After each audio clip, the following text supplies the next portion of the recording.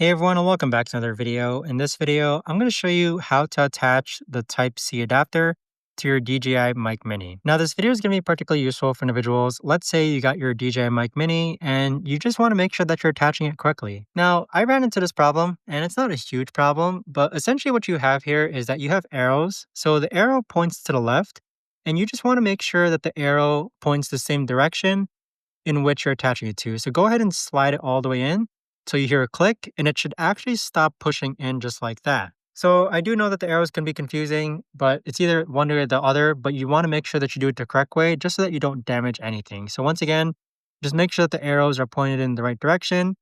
Push down until you can't push anymore. You should hear a click, and there you have it. But that right there, guys, is the best and easiest way that I know of to actually go ahead and attach the Type-C adapter to DJI Mic Mini. If you guys know of a better or easier way to actually do this, let me know in the comments down below.